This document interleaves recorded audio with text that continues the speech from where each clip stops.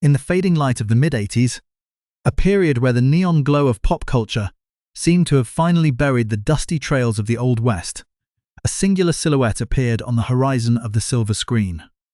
It was a time when Hollywood was a shimmering kaleidoscope of high-concept blockbusters and electronic scores, a world that seemed to have forgotten the quiet, gritty morality of the frontier. The Western, once the very heartbeat of American cinema, was whispered about in the corridors of studio power as a relic, a ghost of a bygone age that no longer resonated with the pulse of a modern audience. Yet, amidst this landscape of digital evolution and suburban storytelling, a legend returned to the saddle, not merely to chase the past, but to redefine it with a haunting, spiritual depth. Pale Rider did not just mark the return of a genre, it invited the audience into a dreamscape of divine retribution and earthly greed, where the air felt heavy with the scent of mountain pine and the cold, metallic tang of impending violence.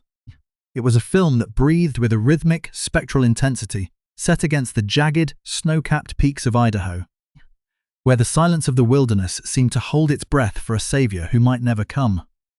This was a story of a town cornered by the insatiable hunger of industry, a community of dreamers and drifters in Carbon Canyon who had run out of hope and turned, instead, to the heavens. At the very center of this atmospheric masterpiece stood a figure who had already become a monument in the eyes of the world. Clint Eastwood, then 55 years old, was a man whose face was etched with the history of the screen, a cartography of stoicism and hidden fire. In Pale Rider, he portrayed the preacher, a man who arrived not with a thunderous roar, but with a quiet, terrifying certainty that defied the laws of the physical world. He was a phantom in a clerical collar, a gunslinger who moved with the grace of a shadow, leaving the audience to wonder if he was a man of flesh and blood or a spirit summoned by the desperate, tearful prayers of a young girl. The preacher did not waste words. He allowed the moral gravity of his presence to weigh upon the scales of justice, making the arrogance of the powerful look small and fragile. Even then, in 1985, there was a sense that Eastwood was playing more than a character. He was channeling a legacy that stretched back to the dawn of cinema, a lineage of silent heroes who understood that a look could be more lethal than a bullet. But as we look back from the vantage point of 2026, the brilliance of this cinematic moment is shadowed by the lives of those who shared the frame with him. Behind the scenes of this grand, sweeping tale of redemption lay the true stories of the actors, the triumphs that turned into myths, the careers that burned with an intense fire, and the lives that would eventually fade into the sunset far too soon.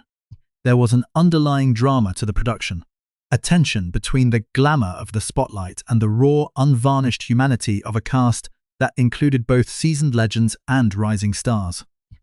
As the camera rolled on the snowy slopes and the muddy mining camps, a different kind of history was being written, one that would only become clear decades later. The story of Pale Rider is not just a story of golden guns, it is a tapestry woven with the threads of real human struggle, where the line between the performance and the performer often blurred.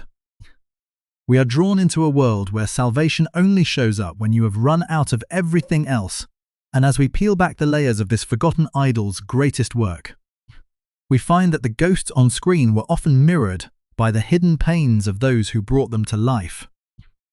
To understand the weight of the silhouettes moving across the screen, one must look toward the flickering shadows of the past that these performers carried into the canyon. By 1985, Hollywood was transitioning from the gritty, director-driven realism of the 70s into the high-gloss, neon-soaked aesthetics of the 80s, yet Pale Rider felt like a stubborn anchor to an older, more soulful era of storytelling. Behind the cameras, the production was a masterclass in quiet discipline, led by a man who had already seen the rise and fall of several cinematic empires. The atmosphere on set was one of focused intensity, where the actors were encouraged to find the truth of their characters, not in grandiose speeches, but in the spaces between their breaths and the dirt under their fingernails. This was the golden hour for many of these artists, a time when their paths to fame had finally converged in a story that demanded more than just a performance. It demanded a piece of their history. Michael Moriarty arrived in the mountains of Idaho not as a traditional leading man, but as a performer with a reputation for intellectual depth and a certain Detroit-bred toughness that felt inherently grounded. Born in 1941, he had navigated the complex waters of the New York stage and the changing tides of television, always carrying a sense of quiet, simmering fire. In the role of Hull Barrett, Moriarty was tasked with representing the very soul of the common man, the stubborn prospector who refused to be moved by the crushing machinery of corporate greed. For Moriarty, this wasn't just a role, it was an exploration of human dignity. Those who worked with him remembered a man who approached every scene with a cerebral intensity, often looking for the hidden vulnerabilities in a character who, on the surface, appeared simply as a victim of circumstance. Behind the facade of the earnest miner was a man who understood the profound terror of standing up to power when the odds were stacked against you, and Moriarty leaned into that fear, making Hull the most relatable heartbeat of the entire film. Then there was Carrie Snodgress, a woman whose journey through the Hollywood machine was marked by both meteoric rises and long periods of reflective silence. To many, she was the quintessential face of the new Hollywood movement, having earned an Academy Award nomination earlier in her career for her raw and searing portrayal in Diary of a Mad Housewife. But the industry is a fickle beast, and Snodgress had experienced the sharp sting of being sidelined, a period of years where she stepped away from the spotlight to focus on personal life and motherhood, away from the prying eyes of the tabloids and the relentless pressure of the studios. When she stepped into the shoes of Sarah Wheeler, she brought with her a lived-in weariness that no makeup artist could replicate. At 40 years old, she was a woman who had seen the heights of glamour and the quiet reality of survival. Her Sarah was the film's emotional anchor, a widow who held the camp together with a grit that was born from necessity rather than choice. On set, there was an unspoken respect for her presence. She was a reminder that true strength didn't always come with a fanfare. It was found in the way she looked at her daughter, Megan, and in the hesitant way she allowed herself to believe in the preacher's miracle. The tension of the story was further amplified by the arrival of Richard Dysart and Chris Penn. Representing the two faces of the LaHood dynasty, the cold, calculating intellect of the father and the volatile, unchecked privilege of the son. Richard Dysart, born in Boston and seasoned by years of high-stakes theatre and authoritative television roles, was the perfect embodiment of coy LaHood. He represented a type of villainy that felt dangerously modern. The man who destroys lives from the comfort of a mahogany desk, using the law as a blunt instrument. Dysart's path to fame had been built on a foundation of reliability and gravitas, the kind of actor who could command a room with a single, measured sentence. But beneath that polished exterior lay a performance that captured the chilling reality of a system that views human beings as mere obstacles to profit. In 1985, at 56, he was at the peak of his powers, providing a masterclass in how to play a monster who believes he is the hero of his own story. Contrasting this calculated coldness was the raw, sweaty cruelty of Chris Penn. Only 20 years old at the time, Chris was navigating the immense shadow cast by his older brother Sean and the formidable legacy of his family name. He brought an unpredictable edge to the set, a youthful energy that felt dangerously close to the surface. His portrayal of Josh LaHood was a warning of what happens when power is handed to a boy before he has the wisdom to use it. There were whispers on set of the intensity he brought to his scenes, a kind of method-driven immersion that made his character's arrogance feel disturbingly real. For Penn, this was a golden year, a moment where it seemed his trajectory was limitless. Yet even then, there were hints of a restless spirit that would define much of his later career. As the production moved through the rugged terrain, the actors found themselves contending with the elements and the demanding vision of their director. There were intrigues in the way the cast bonded against the cold, sharing stories of the old Hollywood that was rapidly disappearing and the new Hollywood that was becoming increasingly corporate. The set of Pale Rider was a microcosm of this transition, a place where legends like John Russell, who moved with the weight of 1,000 westerns in his stride, shared space with the younger generation who were still finding their footing. It was a time of creative friction and hidden drama, where the silence of the wilderness often mirrored the unspoken tensions of a cast that knew they were creating something that would either be a final goodbye to the genre or a stunning resurrection. They were all hiding something: past failures, future fears, or the simple, crushing weight of expectation, and every bit of that hidden pain was poured into the frames of a film that was beginning to feel more like a haunting prophecy than a simple story of the West. As the dust settled on the Idaho plains and the film moved into the darkened theaters of the world, a strange and melancholy truth began to emerge from the shadows of the production. While Pale Rider was being hailed as a triumphant return to form for the Western, a genre many had prematurely buried, the human cost behind the scenes was beginning to take its toll in ways the public was never meant to see. Behind the shimmering facade of Hollywood success, the turning points in the lives of these actors were often marked by a quiet, desperate struggle against a system that demanded perfection but offered very little in the way of grace when the cameras stopped rolling. The drama of the film, of people pushed to their limits by a relentless, unfeeling power, was becoming a mirrored reality for several members of the cast. As the golden years of the shoot gave way to a series of personal tragedies and industry silences that would define their final chapters, nowhere was this hidden drama more poignant than in the life of Carrie Snodgress. To the audience watching Sarah Wheeler, she was a symbol of unwavering maternal strength. But the path that led her to that mountain camp was one paved with professional sacrifice and a heartbreaking distance from the heights she had once occupied. In the early 70s, Snodgress had been the industry's it girl, a performer of such raw, naturalistic talent that she seemed destined for a permanent seat at the table of cinematic legends. Yet, at the very height of her fame, she had made the choice to walk away from it all, disappearing from the silver screen to follow the dictates of her heart, choosing a life of domesticity and support for a high-profile partner over the pursuit of her own career. By the time she returned to the industry and eventually found her way to the set of Pale Rider, the landscape had shifted, and the doors that were once wide open had begun to close. The industry, often cruel to women who dare to prioritize their personal lives over the studio's demands, kept a polite but firm silence about her lost years. Her performance as Sarah was a quiet rebellion, a display of talent that proved she had never lost her edge, but the internal struggle was mounting. Years later, it would be revealed that while she continued to work with dignity, her health was failing in secret. The tragedy reached its zenith in 2004 when she passed away at only 58, a life cut short by heart and liver failure, while she was on a waiting list for a transplant. The woman who played the anchor of the mining camp had been battling her own internal storms for years, a reality that adds a devastating weight to every line of dialogue she delivered about the cost of survival. Equally haunting was the trajectory of Penn, whose portrayal of the entitled and cruel Josh LaHood would stand as one of the most chilling performances of the decade. While he was only 20 during the filming of Pale Rider, the turning point in his life was already beginning to take shape. Off-screen, Penn was a man of immense sensitivity, yet he was often cast in the role of the predator or the brute, a typecasting that masked a much more fragile reality. The drama behind his closed doors was one of a relentless battle with his own physicality and the heavy expectations of a famous surname.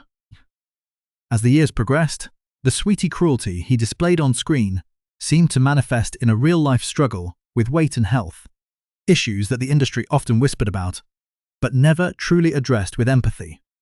The scandal of his life was not one of malice, but of a young man lost in the machinery of fame, eventually leading to a weakened heart and a reliance on prescription medications to manage the physical and emotional toll of his career.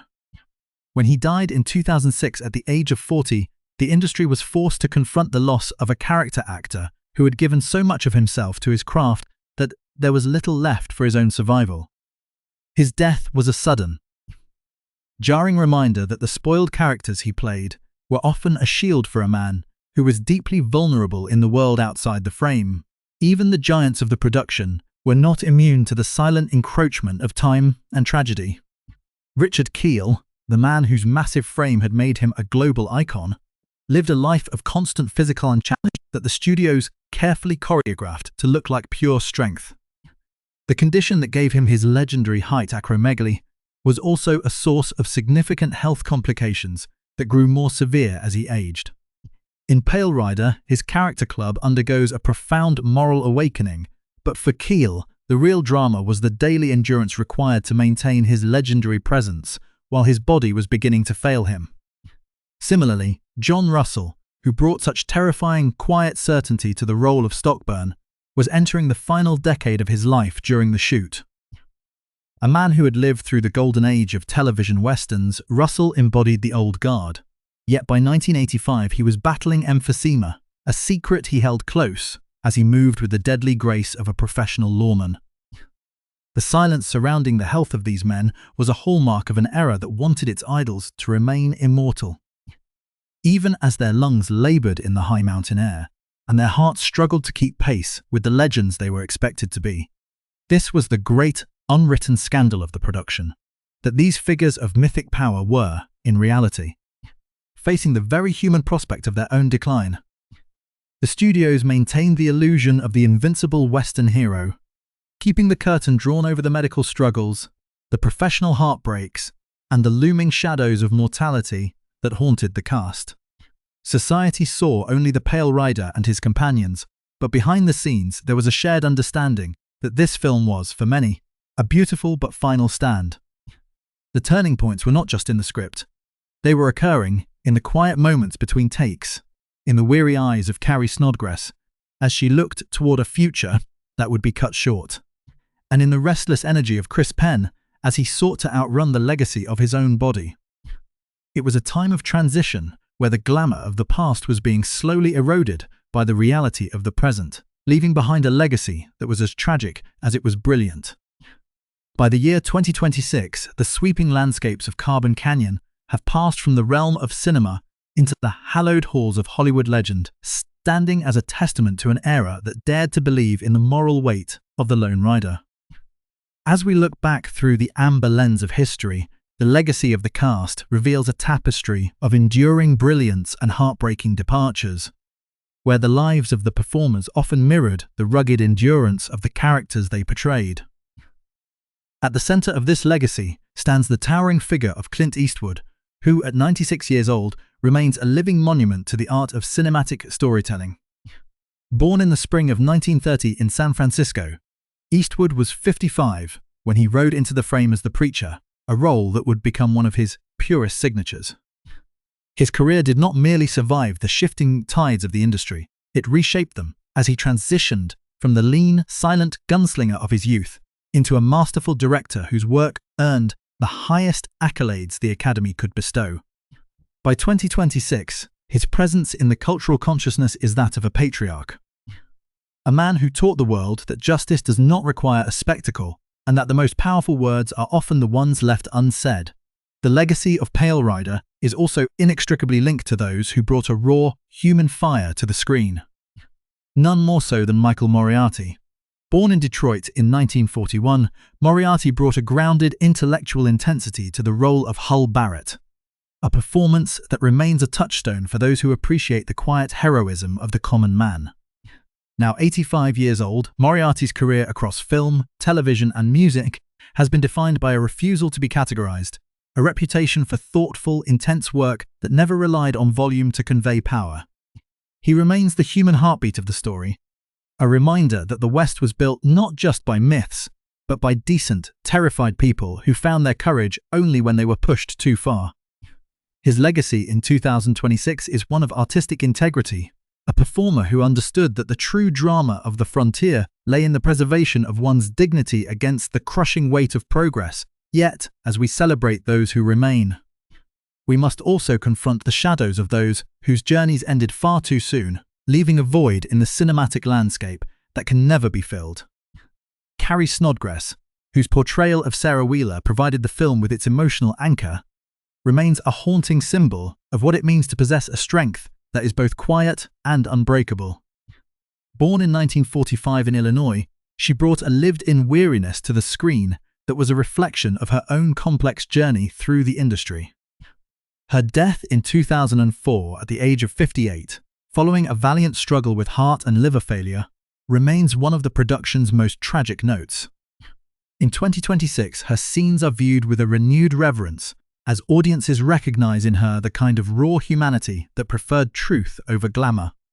She left a mark on history as an actress who could capture the ache of unfinished peace with a single look, a mother whose grit was the only thing standing between her community and despair.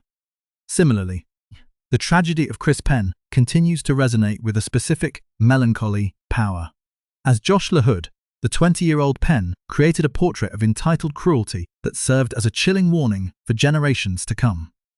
Born in the heart of Los Angeles in 1965, he was a character actor of immense, unpredictable edge, yet his own life was cut short in 2006 at the age of 40. His battle with a weakened heart, complicated by the very industry that celebrated his intensity, remains a somber chapter in the history of the film's cast. In 2026, his performance is analyzed as a masterclass in portraying the ugliness of unchecked privilege, a legacy that reminds us how power, when inherited rather than earned, can turn to violence before it ever finds wisdom. He was a man of deep talent who left behind a portfolio of roles that felt dangerously real, a performer who burned brightly and briefly, leaving an indelible mark on the films he touched.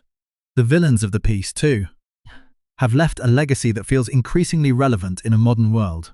Richard Dysart, the Boston-born actor, who gave us the chilling, systemic greed of Coy LaHood, died in 2015 at 86, leaving behind a career defined by authority and weight.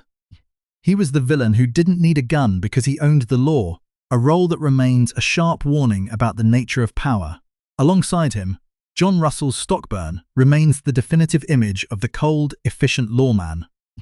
Russell, who passed away in 1991 at 70 from emphysema, was a man born of the dust and violence of the Old West's cinematic history.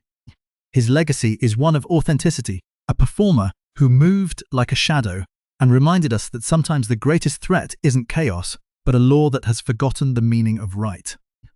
These men, along with the towering Richard Kiel, who passed in 2014, represented the end of an era of character acting that prioritized presence and gravity. Kiel's legacy, in particular, is one of surprising redemption, proving that even the most intimidating monsters can find a conscience. As we look back from 2026, their lives remind us that while the actors may fade, the marks they left on the soul of the industry are as permanent as the mountains of Idaho themselves. As the final credits roll across the mind's eye in 2026, the silence that follows the thunder of Pale Rider is perhaps more profound than the film itself. We are left in a landscape where the boundary between the mortal and the mythic has finally dissolved, leaving us to contemplate a cinematic horizon where the legends of the past have transitioned into the eternal. The story of the preacher and the desperate souls of Carbon Canyon was never just a western. It was a meditation on the inevitability of change and the persistence of the human spirit. Today, as we stand 41 years removed from that cold Idaho winter, the film feels less like a product of the 80s and more like a timeless message sent from a world that understood the true cost of salvation. The mountain peaks still stand, indifferent to the passage of time, but the faces that once occupied the frame have become part of the very dust they once tread upon, leaving behind a legacy that is as atmospheric as a sunset over the Sawtooth Mountains. The enduring mystery of the preacher remains the film's greatest gift to history.